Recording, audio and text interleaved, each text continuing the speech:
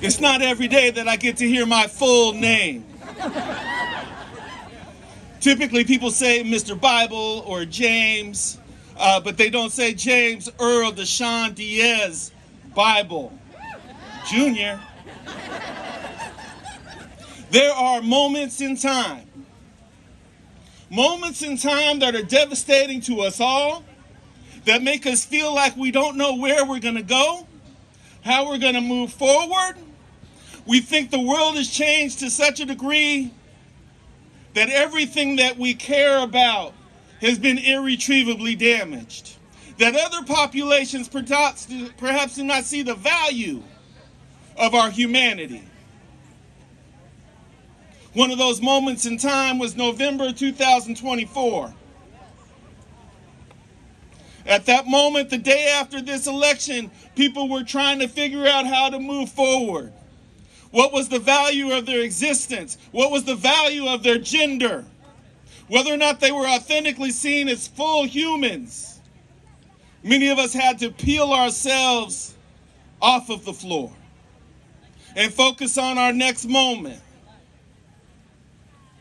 I am familiar with this. This morning was like many mornings in my life. I got up at 3 a.m. and got on a dialysis machine. I have kidney failure. By 6, I was done, but I was still in the bathroom throwing up on the floor. I didn't know how I was going to make it here. Like many of you probably didn't know how you would move forward. But we are morally compelled to do what we need to do to protect human rights.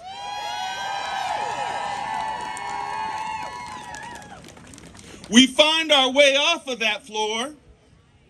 We find our way into those rooms where we can make a difference.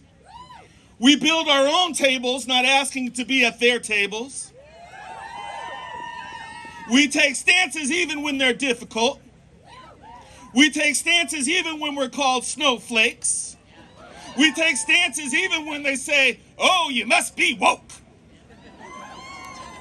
We take stances when they try to degrade our position that we have asserted because it's right. And continuously I've heard on my journey, like many of you have probably heard, "Oh, Mr. Bible, but all lives matter. All lives matter." Well, if that's true, then let's make that real. Let's make that authentic. Because if all lives matter, the children of farm workers matter. If all lives matter, the children in Palestine matter. If all lives matter, those that are starving matter. If all lives matter, you don't have to be able to speak English for you to matter. If all lives matter, it doesn't matter what your gender is for you to matter. If all lives matter, we are authentic about that. We don't use it just as a slogan. We don't allow them to slogan drop. We challenge them in that way. This is Agenda 2025. Because let me tell you, they spent months telling us, "Oh, it's coming, Agenda 2025. This is what the conservatives do. This is what the Republicans are doing." You can never forget your agenda.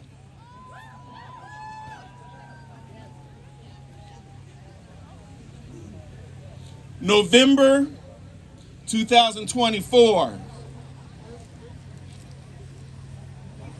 Devastating moment. It also activated one of the strongest civil and human rights organizations this world has ever known, the NAACP. It is a reminder that we are still needed on this land. It's a reminder that we're still needed in this world. And we'll stand with all lives that stand with us.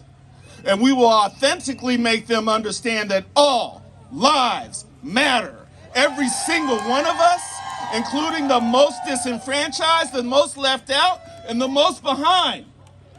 Because if all lives matter, that is the population we need to be reaching out to first. Those that have the least. Thank you for your time.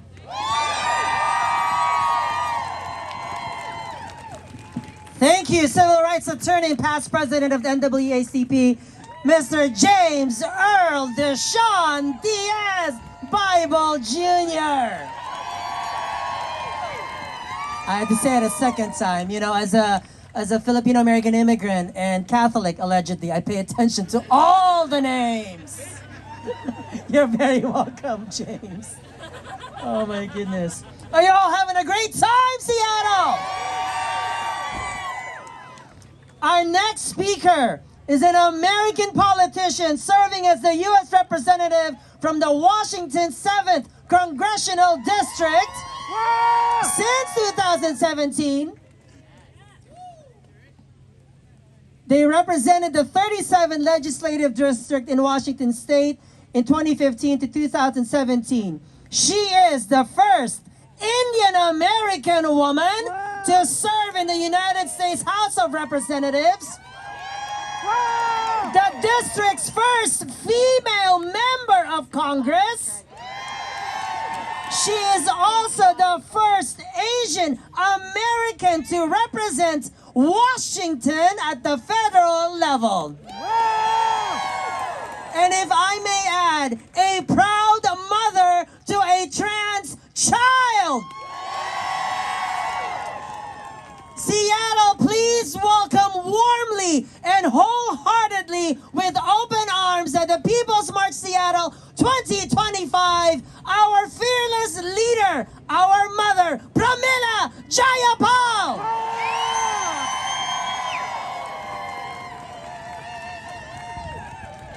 Hello, Seattle! Are you ready to stand up and fight back? I am so glad to be with you today. And look, I know it's been hard. We're all still processing how we are back here in this place again. I get it. I don't understand either how America is going to put into the White House the first person who is a convicted felon, who is the person who incited an insurrection the last time around because he did not want to transfer power peacefully. And I don't know how it's possible that starting on Monday, the inauguration day, we're going to see a cabinet in this new administration that has a total wealth of $350 billion with a B, billion dollars. And we know that that means that the policies they're going to pass are going to benefit them instead of the 90% of Americans across this country who are struggling. What do you say to that? We know that we have to be the ones to keep our watch on making sure that the 130 Americans of low wealth across this country, the 90% of people who are struggling paycheck to paycheck, that we are going to have their backs. Is that right? Yeah. Listen, do you think that these guys, by the way, they're all guys, do you think that these guys even know what the price of eggs are or what diapers cost? So how in the hell are they going to reduce prices for average Americans across this country? I know that this is going to take us time to process our fury and our fear. But even as we do, what makes me so proud is that you are here. That you are here ready to stand up, to speak out, and to fight back. Is that right, Seattle? And we need to say over and over again, not on our watch. So let me ask you a couple of things. When Stephen Miller and Donald Trump start deporting immigrant families and spreading their xenophobic rhetoric, what do you say? Not on our watch. When MAGA extremists villainize our beautiful trans community, what do you say? Not on our watch. When Republicans try to strip women of our ability to make decisions about our own bodies, what do you say? And when Republicans try to pass Trump's tax scam 2.0, because that's what it was the last time, that transfers wealth from regular working people to the top 1% of billionaires and millionaires, what do you say? When MAGA extremists try to strip all of the great stuff that Democrats passed with the Inflation Reduction Act to take on climate change, what do you say? Now, I know we can do this. We can do this because we have done it before. We know how to fight back. We know how to stand up for justice. Remember back in 2017, you had just elected me. By the way, thank you for re-electing me to serve you. You had just elected me, and I was a little nervous because I had been an organizer my whole life. I'm like, I don't know how to do this Congress member thing. But then Donald Trump announced the Muslim ban, and I knew exactly what to do, which is go to SeaTac Airport with all of you and stop the deportation of people that they were putting on planes. We stood back and we fought back. Is that right? And when he tried to rip away our health care, we organized in our communities and we blocked him from repealing the Affordable Care Act. And when he was cruelly ripping children from their parents and separating thousands of families at the southern border, 500,000 people showed up in the streets.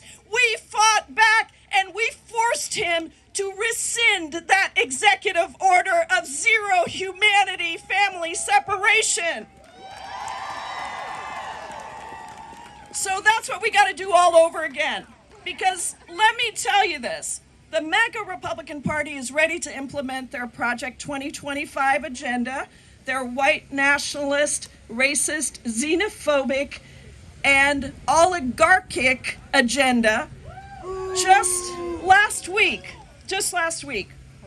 Republicans passed an invasive, categorical ban on trans girls in sports.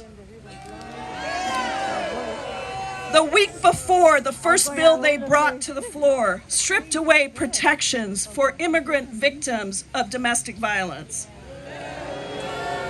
And this week, the Senate and the House is poised to pass the Laken Riley Act, a bill that criminalizes undocumented immigrants just for being accused of theft or shoplifting, not even convicted, just accused and arrested.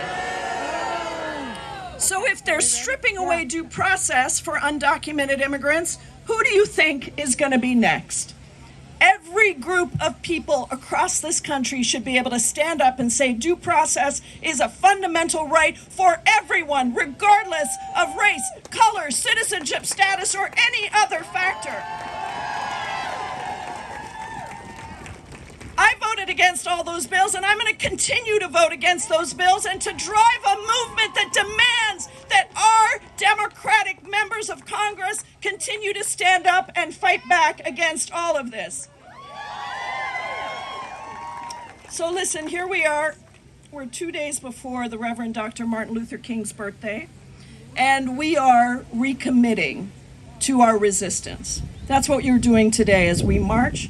We are demanding that same resistance from everyone across the country, and that is why I will not attend the inauguration of Donald Trump on Monday, January 20th. And instead, I'm going to be right here at home, and we're welcoming anyone who wants to volunteer with us. We're going to be at Food Lifeline, packing up food to feed the houseless and the hungry, because that is the way that we honor and learn the lessons of Dr. Martin Luther King on his birthday. You know, the night before Dr. King was tragically arrested, he was fighting for sanitation workers to be able to have respect and higher wages. And he walked through the rain to a group of sanitation workers that were gathered in a church getting ready to plan a big march. And he delivered his last speech. And he said, "The world is all messed up. Trouble is in the land, confusion all around. But I know somehow that it is only when it is dark enough that you can see the stars." That you can see the stars. And I know that these are dark times. Believe me, I feel it too. But we are here because we know that we will find the stars. We are here because we know that courage is not acting when you don't have fears. It is acting despite your fear. That's what true courage is. And we are here because we're ready to create our own hope and demand real justice across the country. So as a lifelong organizer myself, as someone who's been in the streets with many of you getting arrested for nonviolent civil disobedience, standing up for justice, as well as someone who's been in the halls of power negotiating for a better future for all of us, I am here to tell you that strength comes in times of crisis. That is when we access that deep strength within us and we say, we are standing up, we are speaking out, and we are going to demand justice together. Are you ready to do that? Are you ready to march, Seattle People's March? Let's get going. Let's show them what it looks like to stand up, to fight back, to give each other love. And if you are ready, I want you to take the hand of the person next to you. Hold it up high. Hold it up high. And when I say standing up, you're going to say speaking out. You ready? Standing up. Speaking out. Standing up. Speaking out. Standing up. Speaking out. Let's march. Let's do this. Let's fight for justice. Thank you, everybody.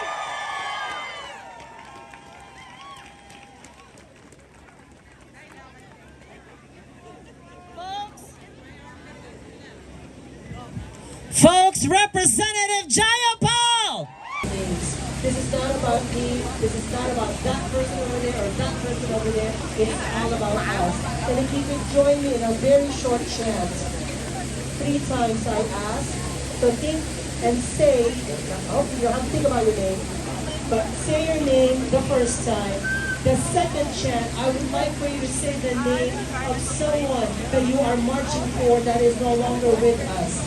Perhaps someone who is no longer with us because of white supremacy, because of colonialism, because of discrimination, because of hate, because of prejudice, because of LGBT phobia, and human. And the third, police violence, thank you.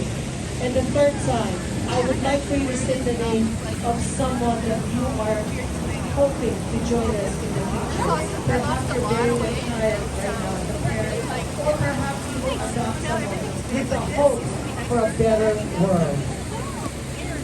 So on all of your names, as we march for the People's March Seattle. 1, 2, 3. Thank you. And now think of someone whose name you'd like to shout out.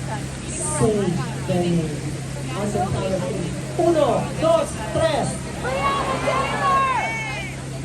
Perhaps there's another person that is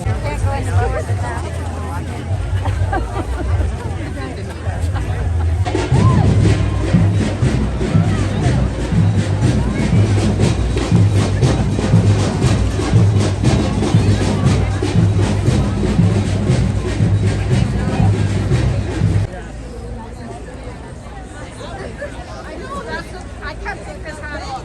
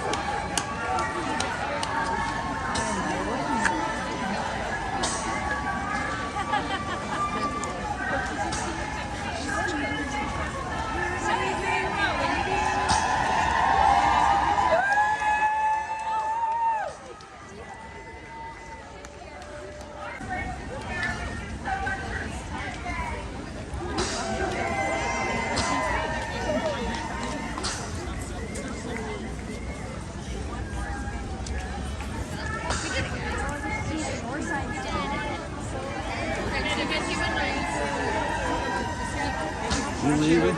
No, You bet. just What's your name? Jennifer. Jennifer Daniel. Pleasure. You going to be at MLK on Monday? Okay, we'll see you there then. Maybe I'll bring my